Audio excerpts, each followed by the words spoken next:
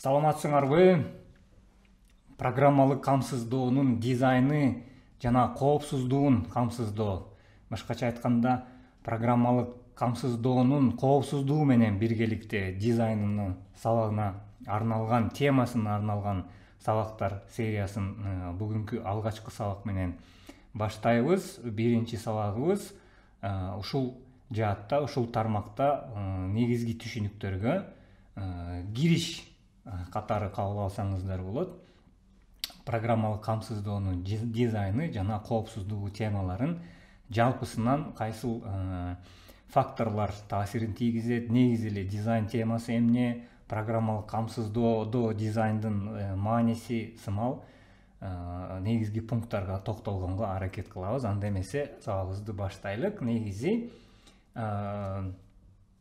биздин максат программалык камсыздоону иштеп чыгууда алдыга коюлган негизги максат бул бир продукт иштеп чыгуу. Башкача айтканда, бир маселе бар, бир көйгөй бар. Бул маселени, бул көйгөйдү чечүүчү бир программалык камсыздоо иштеп чыгабыз. Андан кийин бул программалык камсыздоону жалпыга таратууда кандайдыр бир максат коебуз. Эми ар кандай натыйжалар болуп калышы мүмкүн. Кээде мисалы бул программалык камсыздоодон өзүбүзгө бир коммерциялык натыйжа же болбосо пайда табууну көздөшүбүз мүмкүн. Же болбосо социалдык бир негизи эле коомчулукта бир маселени чечүүдө кандайдыр бир коммерциялык пайдасы болбостон өзүнчө социалдык бир долбоорго айландырышыбыз мүмкүн. Андыктан бардык нерсе идея менен башталат. Ортодо бир проблеманы, көйгөйдү же болбосо чечиле турчу маселени ойлоп табабыз. Ойлоп табабыз дегенде дуушар болобуз. Анан отуруп бул маселени кантип чечсек болот деп бир анализ жүргүзөбүз. Бул анализдин негизинде бул көйгөйдү чечүүдө программалык продукт аркылуу, башкача айтканда, бир программа жазабыз. Анан бул программа жазгандан кийин бул программа ушул маселелерди чечет, ушул иштерибизди оңойлотот. Ушундай коомчулукта же болбосо компаниянын ичинде же болбосо ошол эле университеттин ичинде, окуу жайдын ичинде ушул маселелерге жардам берет деген максат менен бир анализ жүргүзөбүз. Анан бул анализдин натыйжасында ортого бул көйгөйдү, маселени чече турчу программалык продукттун бир концепциясын ортого чыгарабыз. Ал концепциясы кийинчерээк ушул концепциянын негизинде анан команда топтолот, каражат булактары аныкталат. Андан кийин ортого ушул концепциядан кийин бир продуктту ортого чыгарабыз. Бул продукт кийин ошол маселени чече турчу деңгээлге жеткенден кийин анан бул продукт менен биргеликте жалпыга коомчулукка чыгарып бул продукту иштетип баштайбыз. Албетте бул башынан аягына чейин эле бүтүп кала турчу процесс эмес, дайым кайталанып турчу процесс. Продуктулар, программалык камсыздоолор сиздер билгендей дайым версия менен ортого чыгышат. Версия дегенибиз жаңыланып турат, кошумчаланып турат. Анан бүгүн негизги биздин максатыбыз бул жакта ушу программалык камсыздоо продуктун иштеп чыгып атканда өзгөчө биздин сабагыбыз бүгүн ушул башынан аягына чейин процесс эмес, биздин негизги сабагыбыз ушу продуктту иштеп чыгууда көтөрүлчү маселелер же болбосо продуктту иштеп чыгууда дизайн, долбоорлоо процесстери кандай жүрөт. Ортого анткени максатыбыз жакшы бир продукт чыгарыш, иштей турган бир продукт чыгарыш. Ошол продуктту чыгарууда биз кайсыл темаларга көңүл бурушубуз керек, ишти кайсыл тартип менен жүргүзүшүбүз керек деген мааниде бир жалпы кириш сабагы болмокчу. Негизи программалык камсыздоодо бул сөзүмдүн башында да айта кеткендей, негизги максатыбыз албетте бир ортого маселени, көйгөйдү чече турчу бир программалык продукт иштеп чыгуу. Азыркы учурда биз колдонуп жаткан программалык продукттардын баардыгын анализдеп көрсөңөр, бир маселебизди чечет. Мисалы Microsoft Word программасы биздин ушул кагаз бетине түшүрө турчу тексттерди оңдоо, түздөө, анан окуганга ыңгайлуу даражага алып келе турчу бир программалык камсыздоо. Ошол эле мисалы PowerPoint программасы азыркы учурда менин сиздер менен байланышымда сиздерге максатымды, оюмду жеткирүүдө ушул презентацияны даярдай турган бир программалык камсыздоо ушул маселени чечет. Анан күнүмдүк жашоодо албетте күнүмдүк тиричилигибизде ар кандай продуктулар, өзгөчө мобилдик телефондор менен программалык продуктулар, колдонмолор жашообузду көп нерсени өзгөрттү. Ошол эле WhatsApp, ошол эле Instagram, YouTube бири-бирибиз менен болгон байланыш тармагында болгон маселелерди чечүүгө жардам бере турчу бир инструменттерге айланды. Анан эми ушул инструменттерди иштеп чыгууда кандайдыр бир эреже топтомдору бар. Анткени эреже топтомдору болбосо бул инструменттерди иштеп чыгуу, өркүндөтүү албетте кыйынга туруп калат. Анткени ортодо бул программалык продукту колдоно турчу бир жамаат дейлик, же бир коомчулук бар. Анан бул продукту иштеп чыга турчу программисттер бар. Анан ошол программисттер менен коомчулуктун талабынын ортосунда бири-бирин туура түшүнүш үчүн коомчулуктун ошол маселесин көйгөйүн так чече турчу программалык камсыздоону иштеп чыгууда ошол негизги 6 өзгөчөлүк ортого чыгарылды. 6 негизги өзгөчөлүк эгерде ошол программалык камсыздоонун дизайнында максат катары коюлса, бул программалык аппарат же болбосо программалык камсыздоо ийгиликке жетет. Ийгиликке жеткенге баардык шарттары түзүлөт десек дагы болот. Бул эми тактык, толуктук, натыйжалуулук, ийкемдүүлүк, ыраттуулук жана туруктуулук катары белгиленип кетиптир. Негизи ушул өзгөчөлүктөргө ээ болгон программалык камсыздоолорубуз кийинчерээк бул программанын жашап кетишине, программанын чынында эле башында коюлган максатына жетишине бир шарт түзөт десек да болот. Анда келиңиздер буларды бирден изилдеп көрөлүк, тактык, толуктук эмнелерге жооп берет экен деп. Бир тактык бул программанын дизайны талапка ылайык так болуш керек дейт. Программанын дизайны талапка ылайык так болуш керек дегенибиз максат башынан бир максат коюлганда бул программалык аппаратыбыз биздин ушул маселелерди чечет деп. Анан эгерде биз жасай турган программалык продукт ал маселелерди чечкенде эгерде жетишсиз болсо, анда албетте ал продуктту эми негизги максаты ошол тактык деген, ошол негиз акырында чыгара турчу жыйынтык менен баштагы коюлган максат экөө бири-бирине төп келе тургандай бир архитектурага же болбосо бир дизайнга ээ болуш керек. Толуктук дагы маанилүү экен. Толуктукта дизайнда керек болгон баардык компоненттер болушу керек дейт. Бул эми ушул программабыздын башынан аягына чейин иштей турган ичинде эмне компоненттер керек болгон болсо, интерфейстен баштап булардын баардыгына буюрса кийинки сабактарда тереңирээк, тагыраак түшүндүрмө бергенге аракет кылабыз. Бул аркасындагы мисалы маалымат базасы менен сервердин ортосундагы байланыштар, сервер менен кийин программалык камсыздоонун ортосундагы байланыш, андан кийин программалык камсыздоонун интерфейси менен болгон байланыш, баардыгы ушул дизайндын ичинде башынан коюлган максатыбызды ишке ашыра турган бир деңгээлге келиш керек дегенде, мисалы эми башка тармактар менен мисал бере кете турган болсок, мисалы биздин автоунаанын дизайнында, автоунаа жасай турган болсок, дизайнында сөзсүз түрдө ошо автоунаа жүрө турган эң керектүү компоненттер болуш керек.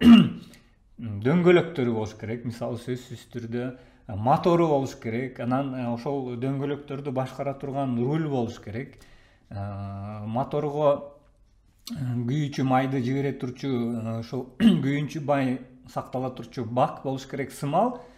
Программалык камсыздоодо да ушул программабыз так иштей турчу эмне компоненттер керек болсо, ошол компоненттерди башынан дизайнда сөзсүз түрдө камтыганга шарт түзүлүш керек.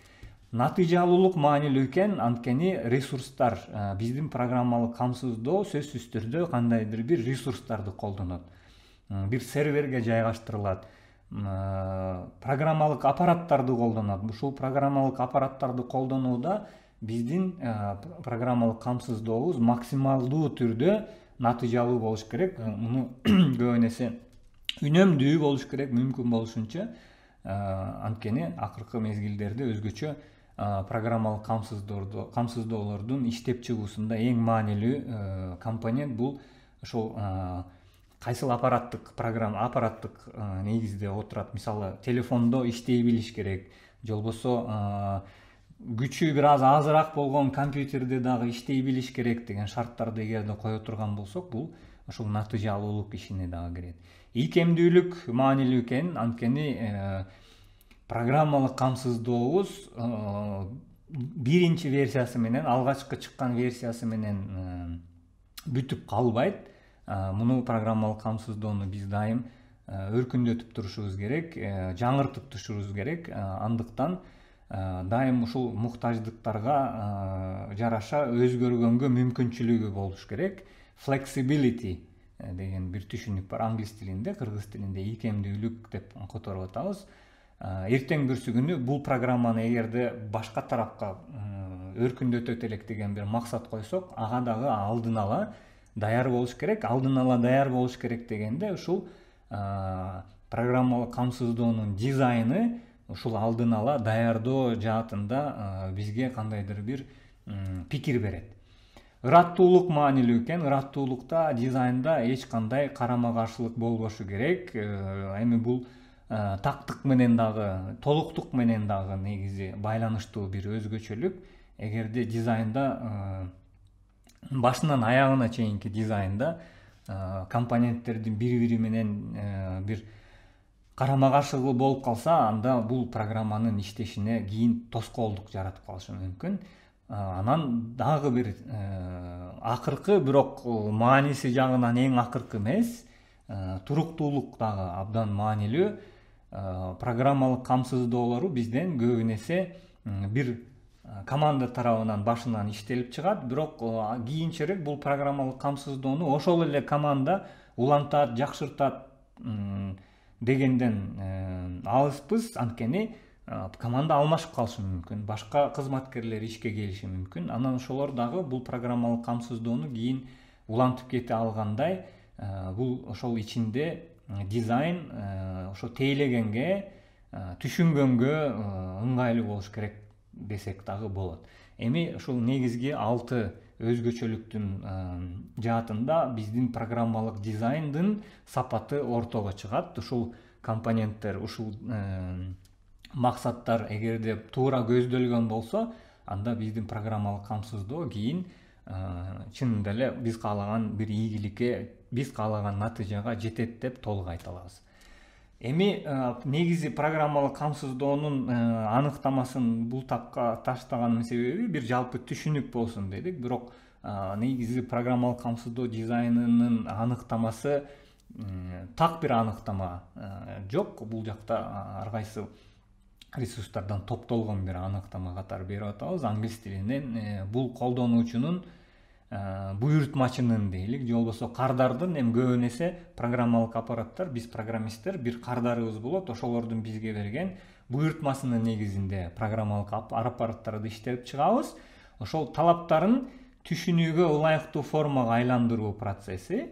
Ошондо бир колдонуучубуз бар, бул программалык аппаратты бизге буйртуп жаткан бир тарап бар. Ушул тарап менен бул программаны иштеп чыга турчу, ортого чыгара турчу, ушул продукту иштеп чыгара турчу бир программисттер тобу бар. Ошол программисттер менен буйртмачынын ортосунда бири-бирин туура түшүнүшү үчүн кагаз бетине же болбосо кандайдыр бир формаларга, көз менен көрүлө турчу формаларга, концепцияларга түшүрүлүү процессине ошо программалык камсыздоонун дизайны дейбиз.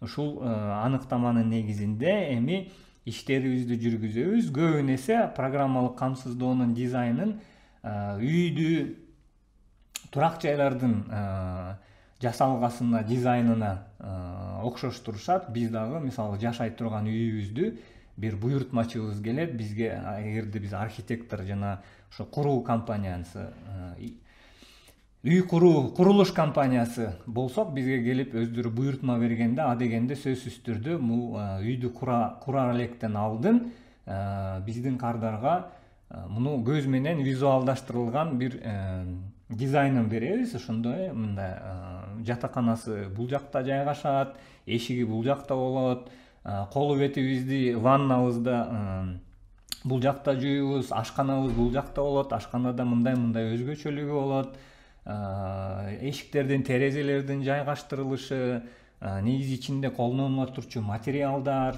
булардын баардыгы ошол буйртмачы менен курулуш компаниясынын ортосунда кандай бир келишимге башында түзүлүп алса, план түзүлүп алса, бир дизайн түзүлүп алса, ошол сымал эле программалык продукттарда биздер дагы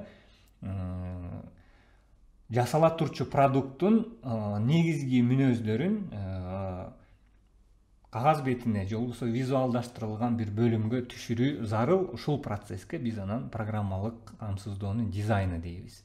Эми программалык камсыздоонун дизайнында эки негизги блок бар десек болот. Бул адегенде албетте биздин колдонуучулардын көрө турчу интерфейс жагы дейбиз. Муну көбүн эсе фронтенд деп атап кетебиз. Кийинчерээк фронтенд сөзү ушул бойдон эле кыргыз тилине дагы, орус тилине да которулуп калды. Бул эми калыпташып калган бир сөз болуп калды. Негизги түшүнүгү бет түзүм. Бет түзүм дегенибиз ошол биздин бул программалык камсыздоону колдоно турчу адамдардын көрө турчу, биздин программалык камсыздоо менен алака түзө турчу ошо келбетинин аныктамасы. Ич түзүм болсо, сиздер бул иллюстрацияда көрүп тургандай, ички бети программалык камсыздоону көбүн эсе мындай көзгө балким кооз көрүнбөшү мүмкүн, бирок акыркы ошол көзгө кооз көрүнүшү үчүн аркада ички бетинде иштеп жаткан процесстер десек болот. Эми оорураак процесстер албетте камтылган бул жакта. Бул сабагыбыз боюнча, сабактар сериясы боюнча ошон үчүн фронтенд, бэкенд түшүнүгүн кенен көп колдонобуз. Андыктан ушу алдын ала эми көбүңөр бул IT тармагына азыртадан эле алакадар болуп жүргөн үчүн сиздер бул темада балким мындан алдын бир түшүнүгүңүз бардыр, бирок кайталап кеткенде бир пайда көрөм. Фронтенд, бэкенд негизинен программалык камсыздоонун эки негизги бөлүгүн түзөт. Ошо көрүнгөн жагы бет түзүмү жана ички түзүмү бэкенд. Ушул жаатта иштер, дизайн иштери жүргүзүлөт. Фронтендтин дагы өзүнө тиешелүү дизайн жагы бар.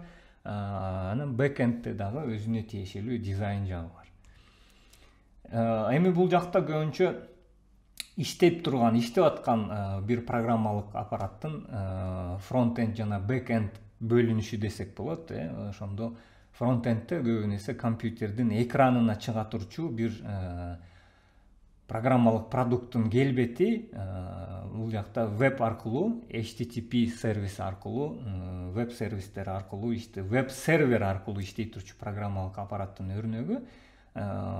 Ошондо SQL база менен байланыш жүргүзүлөт экен. Бул жакта эми мындай жалпы бир сүрөттөлүшү фронтенд менен бэкендтин ортосундагы мындай иштөө принципи же болбосо айырмалоо максатында бул иллюстрацияны көрсөткөн жаатым.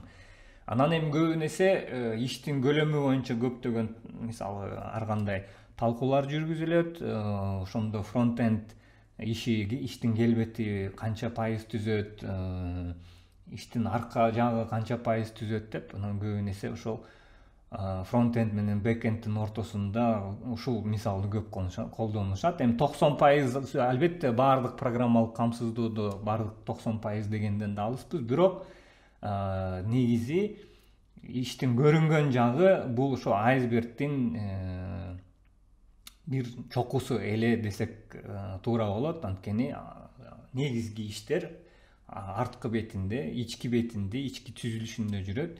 ушул ички түзүлүшүнүн дагы дизайны сөзсүз түрдө маанилүү андыктан. Биринчи сабагыбызды программалык камсыздоонун дизайнын жана коопсуздугуна киришүү сабагыбызды ушуну менен аяктайбыз.